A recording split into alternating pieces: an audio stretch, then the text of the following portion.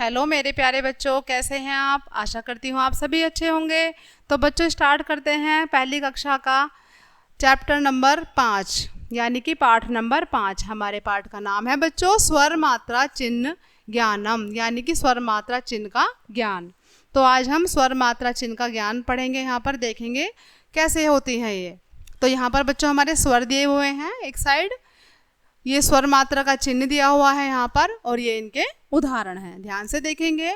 स्वर है हमारे ए आ ई उ री ए ऐ ओ औ, अंग है अण। ठीक है, सारे स्वर हैं ये। अब इनकी मात्रा का चिन्ह, ये ए की मात्रा का चिन्ह है, ये आ की मात्रा का चिन्ह है बच्चों। ये छोटी ई की मात्रा है, ये बड़ी ई की मात्रा है, ये छोटे ऊ की मात्रा है ऐसे, और ये बड़े ऊ की मात्रा है बच्चों। ये री है, इसको ऐसे लगाते हैं शब्द के नीचे। ये ए है बच्चों, ये ऐ है, ये ओ है और ये औ है। ये अंग की मात्रा है और ये अण की मात्रा है बच्चों। अब इसके उदाहरण देखेंगे इधर।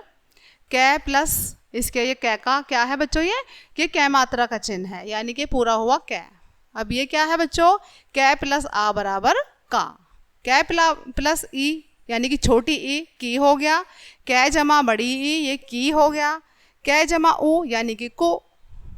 कै जमा बड़ा ऊ यानी कि कु। कै जमा री बराबर क्री। कै जमा ए बराबर के। कै जमा ए बराबर कै।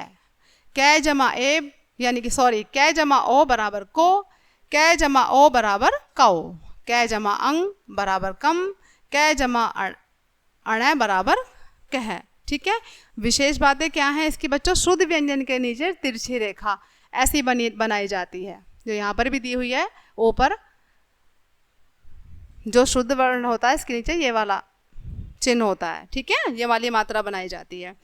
शुद्ध व्यंजनों का उच्चारण स्वरों की सहायता के बिना नहीं हो सकता है। जो शुद्ध व्यंजन होते हैं उनका उच्चारण के लिए स्वरों का होना जरूरी होता है। लिखते समय उनके साथ तिरछी रेखा हटाकर स्वर के मात्रा चिन्ह लगाए जाते हैं। ए का कोई मात्रा चिन्ह नहीं होता, परंतु व्यंजन के नीचे तिरछी हटा देने का अर्थ होता है कि उसमें ए स्वर मिला हुआ है। संस्कृत में अंग और अण की मात्रा नहीं होती है। अंग अनुस्वार होता है और अण क्या होता है बच्चों, विसर्ग होता है। जो अंग की मात्रा होती है उसको हम अनुस्वार बोलते हैं, और जो अण होता है ये वाला, इसको क्या बोलते हैं, विसर्ग बोलते हैं। ठीक है, आगे देखते हैं बच्चों अभ्यास कार्य।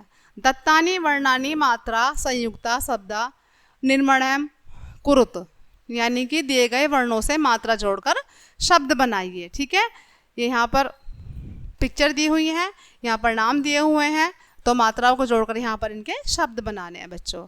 आगे है दत्त चित्राणी तस्य नमानी सह मेलनम कुरुत यानी कि दिए गए चित्रों को उनके नामों से मिलाइए। ठीक है, मैचिंग करना है इसको। यहाँ पर नाम दिए हुए हैं लूता, मीन, उलूक, तो इनको पिक्चर से मिलाना है। ठीक है, तो ये पाठ यहीं ख़त्म होता है बच्चों। मिलते हैं अगले पाठ में, तब तक के लिए बाय बाय।